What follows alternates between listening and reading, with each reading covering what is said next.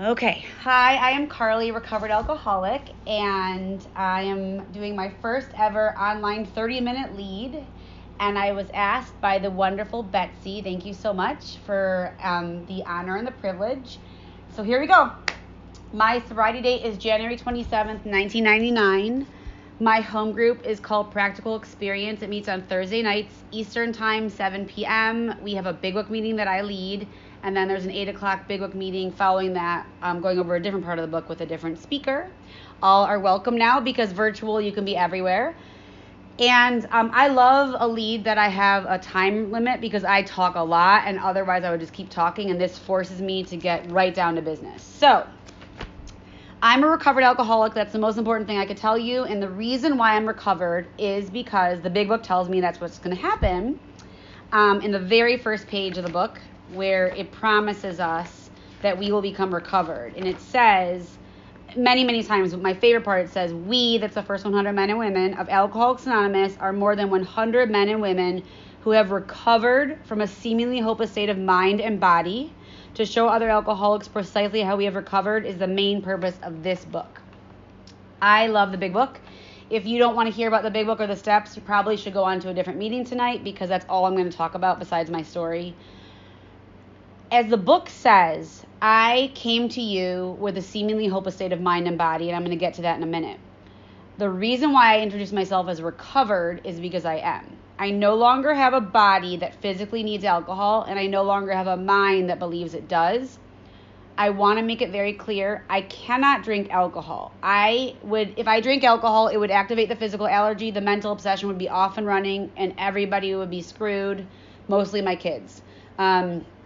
So I'm recovered today because I no longer walk around in the state of hopelessness that I used to. And what else is important to point out is that it says seemingly a hopeless state. And I didn't know when I got here that I thought it was hopeless, but you guys didn't because you had the solution and I did not. I'm just going to get right into it. The way I like to describe the steps in the program and the disease is through analogy, and I'm going to just take you right to that. So the analogy that I've come up with is the reason why I close my eyes is because I have to picture myself there, is being in a disgusting building, in a disgusting room, I always say it's kind of like a crack house or frat house, similar kind of feel, smelly, smoky, crap all over the floor. The couch I'm sitting on is like covered in fluids and crust and cuts and tape and just gross. Loud banging music. Very hot and smoky in the room. I hear sirens outside because that's the fire department and police because the building's on fire that I'm in, and I can't get out. And so step one is sitting in that room, dying of a mental obsession and a physical allergy like we do in Alcoholics Anonymous before we get here, and not being able to get out. And I want to take you through how I got to step one. So I grew up in an alcoholic home. It's not the reason why I am an alcoholic. My brother grew up in the same home and he's not an alcoholic. My parents are both in AA today, 7 more years than me. But at the time that I was growing up in that home, it was very unpredictable and very predictable. It was scary. I learned at an early age that I needed to keep my outsides looking good so no one could really talk to me about my insides because I was taught at home not to tell anyone about what's going on because nobody wanted to stop. That was my mom, and I can't message her because I'm leading. Nobody wanted to stop and be honest because then we would have to change how we're doing everything. And so really quickly from that home, I walked away with survival skills that I survived from and through as I was doing my own drinking and using. And that was not to trust anyone, not to tell anyone about what's really going on, and to just take care of yourself. When I was 13, I'd already started drinking and putting other things in my body, and my parents got sober, and I had started when I was 12, and they got sober when I was 13. We were like ships passing in the night. They went to AA meetings every single night, and I began my career of entering these rooms. I loved what alcohol did for me. It made me feel like a superhero. I mean, I love that I see on here because how often do you get to lead and see your face, which is not so exciting. I see my face smile when I talk about what alcohol did for me because I'm not someone who believes that people should be in a meeting and say that alcohol was bad. Alcohol was not my problem. Alcohol was my solution. Alcohol was what set me free and set me on fire and gave me permission to just get out there and rage and live and let go and just be. It did that so well that I poured it into my body in whatever way I could possibly find it. And I did it so often and so hard that it almost killed me. I'm just going to fast forward up towards the end. Let's see. I got to a place at the end of my drinking. I was 19 and a half years old. I had already sought out psychiatric help. I was on many medications, many doctors, scribbling on their notepads, trying to fix me. I would tell them that I drink and use, but I didn't want to tell them how much because I didn't want them to touch that. And my problem that I was seeking was I had an emotional and mental disorder, and I needed someone to just give me the right medication or the right doctor and diagnosis so I could get that taken care of and go on my merry way because I didn't want to stop what I was doing. And I was in a really horrible situation. I was in an open relationship. We lived together, and that was a total mass nightmare. I was in theater. I was getting amazing grades, straight A's, dean's list. I was going so fast that no one could stop me, and I almost killed myself. So I'll just take you up to the end.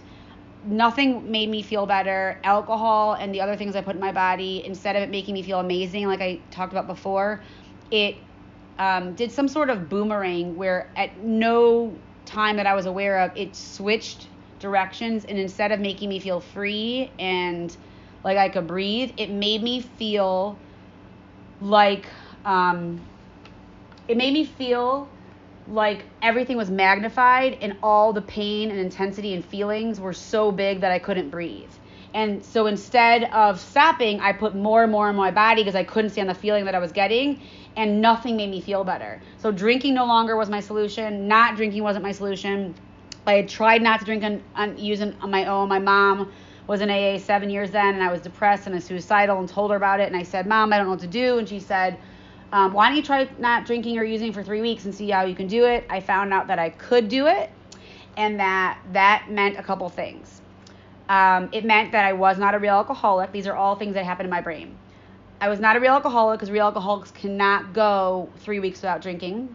I was worse when I wasn't drinking than when I was during this 3-week period. And so my problem was truly that I had a psychiatric or emotional disorder that needed to be treated, and that I was so uncomfortable and so miserable to be around that I needed to drink until I found the right doctor or medication.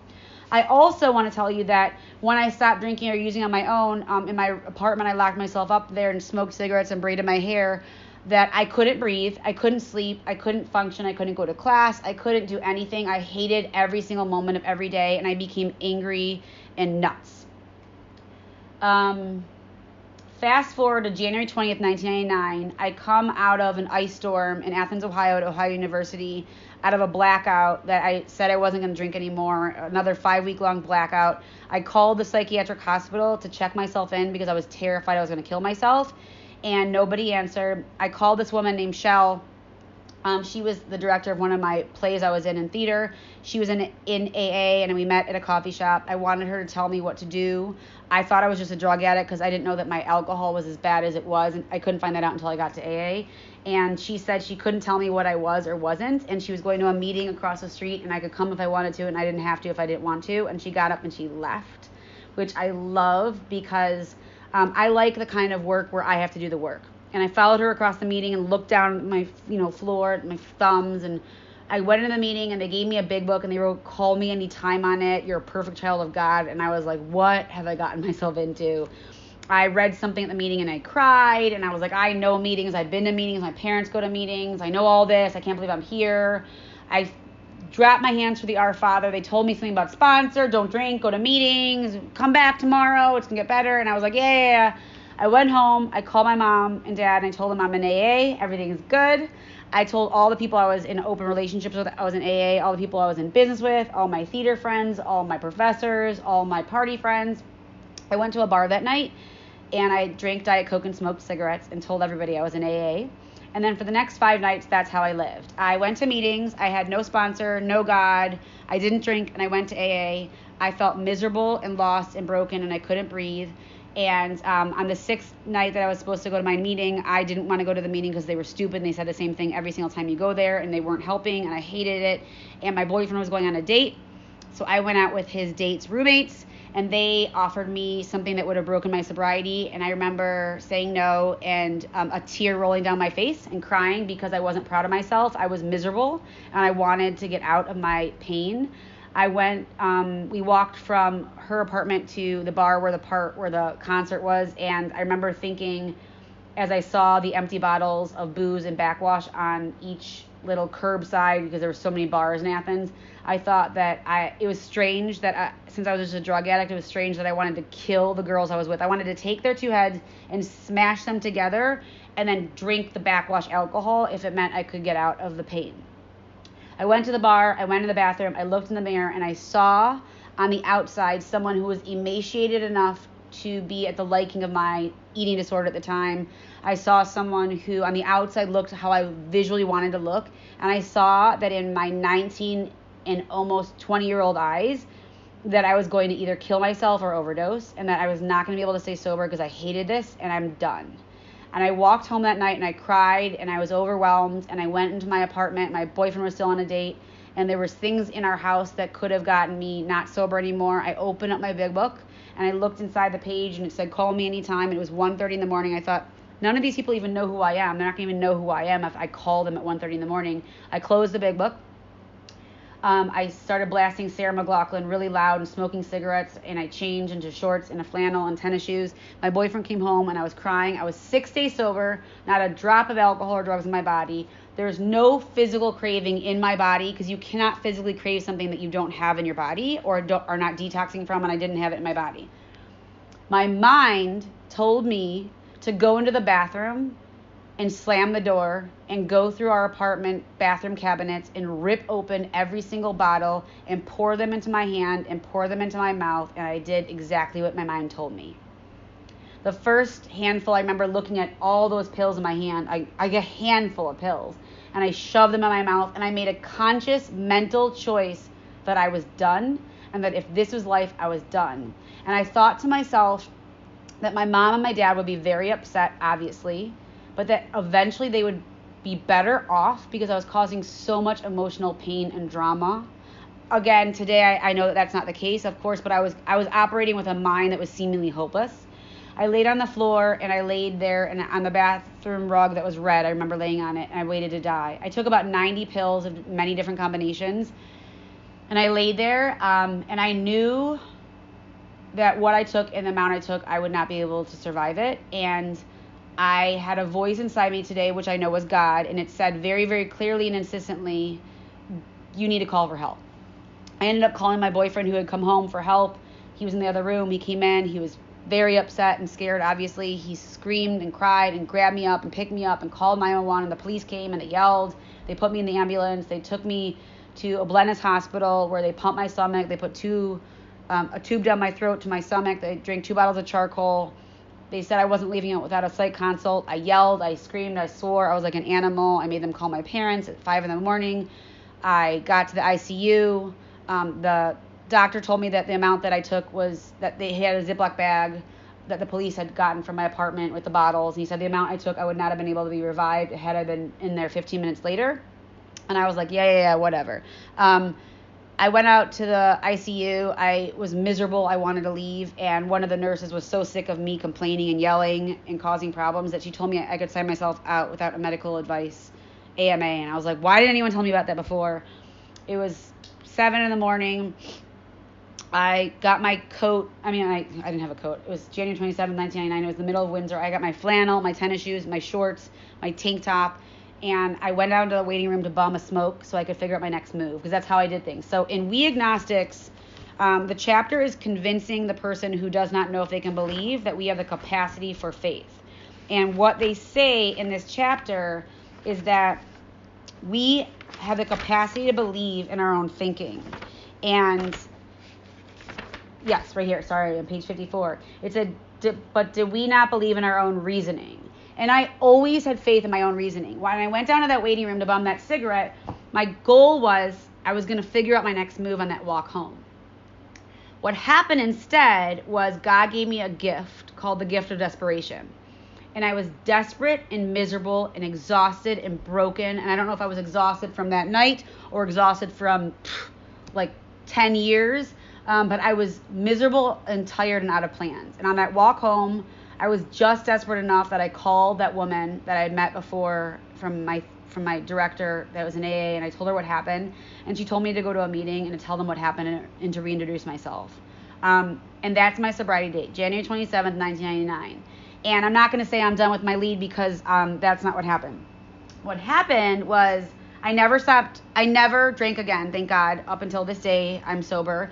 But what happened was I went to meetings. I told them what happened. I didn't drink and I went to meetings. I did not do any work. I found a sponsor that believed in first step, first year. I really like the people that said that the steps don't rise, that you don't rush into the steps will rise to meet you, that you didn't get sick overnight, you're not going to get well overnight. You need to slow down and just kind of like be with us and just keep coming back and it'll get better. What happened to me, because I'm an alcoholic and I don't have alcohol in my body, which is my solution, is it did not get better, it got worse. And in the rooms of Alcoholics Anonymous, completely sober, no alcohol in my body, I became someone who became obsessed with suicide and thinking about how I could end all of this. I didn't want to drink anymore because I knew it wasn't working. I wanted to kill myself. And I learned enough language in AA to know how to like smile and be like, yeah, I'm okay, I'm fine. No, I have plans. No, thank you.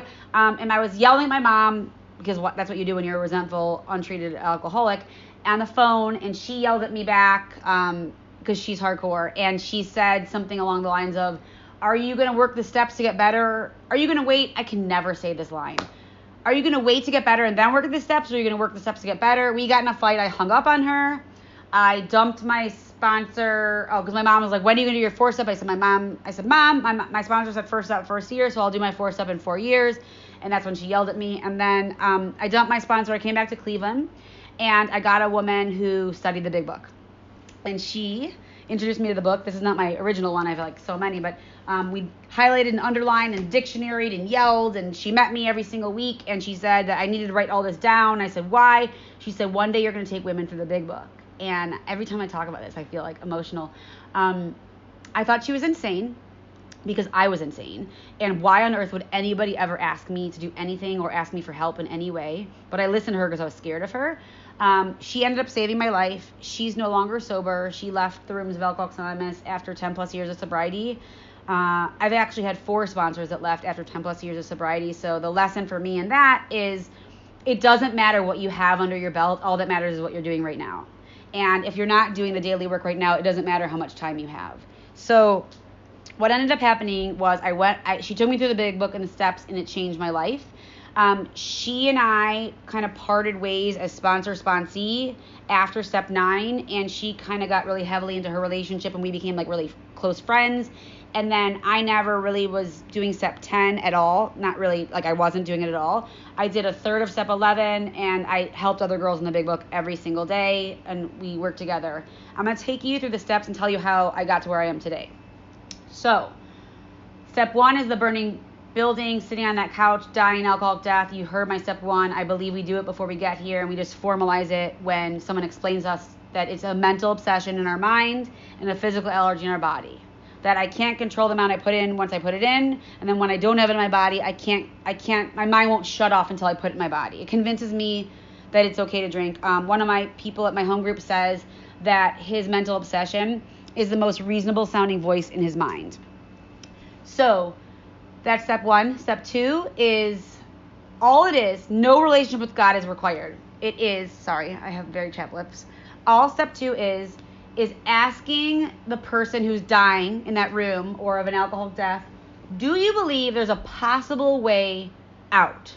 Is it possible you don't have to die here? We think it's possible. Do you think it's possible for you? All step 2 is saying, do you think it's possible? And in this situation in the burning room, do I think it's possible that chair over there can break open that door over there? Behind that door is that skinny long hallway, and the only way out of the hallway is on the other side of the door where the fire department is, but they can't get to me because the hallway is blocked off with my garbage bags and boxes and mattresses and stories and reasons and justifications that I've carried with me since I was a very little girl. If you understood, you would know, and all that stuff. And no one can get to me, and I can't get to them because I'm blocked off. So step 2 is, do you think if we break that open, there's a possible way? And all step 2 is saying is maybe. Okay, you think it's possible? Okay, let's go on to step 3. Step 3 is just saying, do you want to change? Are you ready to do this work? Let's do it. Do you want to do this work? One of my favorite people in all of Alcoholics Anonymous, Frank Harnicker, I can use his last name now because he's no longer on this physical earth. He died last week, which sucks massively. He was one of the first men in AA who really opened up his heart and showed me how to become human again. And I loved him, and he was non-judgmental, and I hope I can be half of the AA he was. But he said about step 3 that all you need to do in step 3 is a decision to do step 4 and the rest of the work. That's it. So step 3 in the burning room is, do I want to do this? Step 2, okay, step 3 is, yes, I want to do this. But after I do step 1, 2, and 3, if I don't get up off the couch and break open the door and start pulling out the things in the hallway, then I could die in the room. I'd just go back and sit on the couch. So step 3 is useless if it's not followed up by step 4. In our big book, it says after you do that prayer and you make a big deal about it, it says next we launch out on a course of vigorous action, all which was for naught, because we're still blocked off from God. 4th step is identifying what's in the hallway that's blocking me off from the only thing more powerful than my mental obsession, which is my higher power. And I do that out of the big book with a sponsor that knows how to do that. I would not recommend climbing a massive hill, training for a marathon, doing anything really hard and overwhelming and dangerous without someone who knows how to do it and who does it well and does it themselves currently. I only work with people out of the big book because it's the only thing I know how to do, and I will never have a sponsor that doesn't do that because I've had that before and it's not helpful. So step 4 and 5 I do with my sponsor. I give the instructions on how to do step 4. We go over my resentments, fears, sex, and harm. We identify what I do wrong in the situations when I get affected and how that pattern is over and over and over, and it's exhausting and it's overwhelming, it's embarrassing and it's disgusting. You look at it and you're like, oh. And me and that sponsor, we take everything out of the hallway, and she helps me identify and label each box because I have to put everything back in the hallway and I have to return it or repair it or make it better. It's not free just because I did it in my 4th and 5th step. I have to do the rest of the steps to get free. So we identify that, and now I have a little bit of room in the hallway to skimmy by, just to breathe a little bit so I can feel a little bit of God. After step 5, I do an hour where I breathe and I sit with God. I like to write. Some people like to go out in nature. And I review what I did in that 5th step with my sponsor, and I decide, do I want to live like this anymore? Step 6 and 7, I smile when I talk about them because they're my faves. They are like the heart and they're like the most important part of the whole entire program, but they're so not talked about. And you only do that one time after 4 and 5, but then you take the principles of 6 and 7 for the rest of our lives and do them in 10, 11, and 12. And I'll tell this story real quick. So I used to be a server, and I loved serving in restaurants. I was really good at it, and I was, energetic, and I knew what was happening. I knew what my clients wanted, what the diners wanted. A good server knows when somebody is done eating. They either push their plate away, they put their silverware down, or they just put their napkin down. And a good server doesn't even have to talk to the the patron about it, because they don't need to have a conversation. It's clear. The person is showing them that they don't want it. God is like a good server, and God walks by my table and sees, oh, she's done eating with that. If God sees me eating off the plate, touching with my finger, or licking it, God's going to be like, oh, Carly's not done, so I'm not going to take that away. So God's not going to take away something from me if I don't show God that I'm ready. So 6 and 7 is about, how do I show God that I'm ready to change? And that, I use that principle and that idea in the rest of my life. 8, I take that list I had in step 4, the whole first column of resentment, fear, sex, and harms, and I create it. Basically, I just rewrite it for step 8. So do not burn or throw your inventory anywhere. You need that to do 8 and 9. In that 8th step, my sponsor told me to make 3 columns next to each name, and it says now, later, or never, and that's when I'm willing to make amends to someone. I pray about each person, so I think about my mom, Am I ready to make amends to her now, later than ever? Probably later, because she's really mad at me now, so I don't think it's a good time, and we review each person, and me and my sponsor then go over it, and she gives me guidance on how to make amends to each person. And amends means to repair damage done. While I'm working on step 9, because it's going to take years potentially to get through my whole list, I start doing step 10. I did not do that for 13 years. It's to no fault of my own.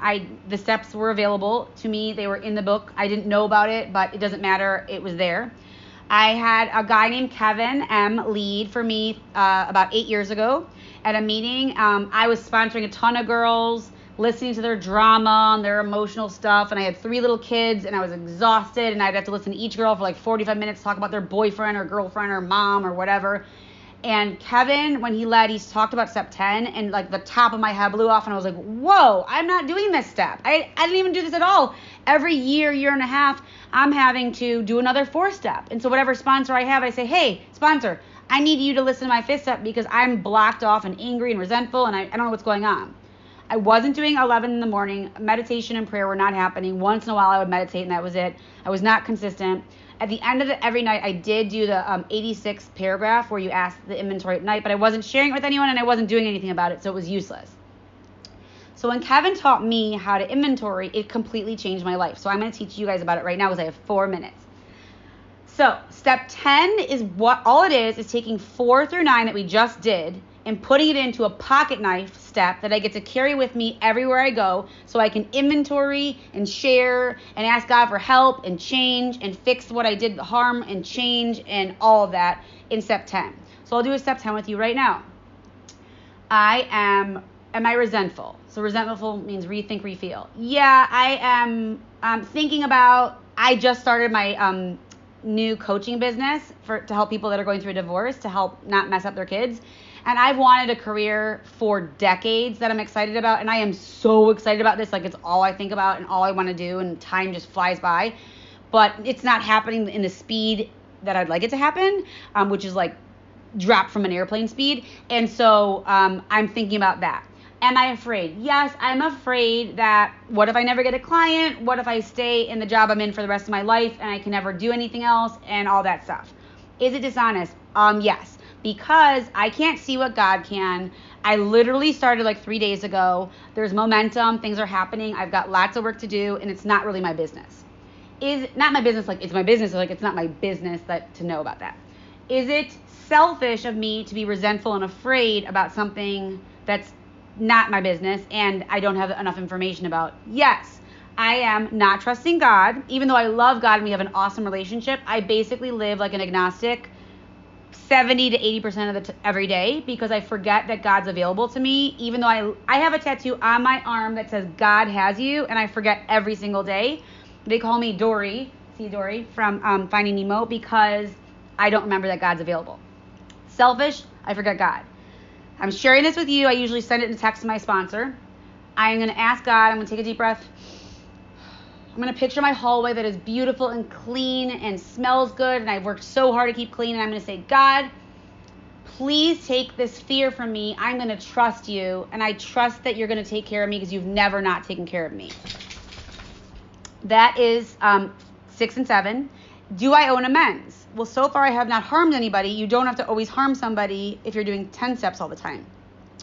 So the things I can change are within myself. And Kevin taught me something called BEAP, and it's spelled B-E-A-P. So I can change my breathing. I can breathe. I can change my E, my expectations, which is I can expect that it's going to take the time it's going to take, that I'm a hard worker and I will do whatever it takes to make it happen, and that in time, what I need will always come to me because it always has. A, I can change my attitude and trust that God has me because God has never not had me, ever. And P, my perspective change is that I finally found something I'm excited about. I've been wanting to find something for literally since I first got sober. And I'm finally truly excited and feel like this is what I'm supposed to be doing. And that's awesome. And I'm just impatient because I'm like the most impatient person that there is. And the last part of step 10 is others. I need to think of someone else. So I promise you I've got 1 minute left for my lead. Oh my goodness. So I'm going to finish it up right now. Step 11, I start every single morning on my knees. I come down with my dog. We read 86 through 88. And then I sit and I listen to a guided meditation for about 7 to 10 minutes. Throughout my day, I talk to God. And at the end of the night, I do my inventory before bed. And step 12 is 100% of my day. I have 3 kids, thank God, and a husband I love, and parents, and family, and work, and sponsees, and friends, and community, and humans, and God. And my responsibility is to everyone, not just an AA. And my job is to behave, as my sponsor Sarah tells me. And step 12 is about, because of this, I no longer want to kill myself. Because of these steps in this program, I am a woman who I'm proud of, and I'm a good mother, and I'm a good human most of the time. And because of you in step 1 through 11, I've become in step 12. I'm going to end right now because I do not like to go over. And I want to thank you for being here and thank Betsy for asking me.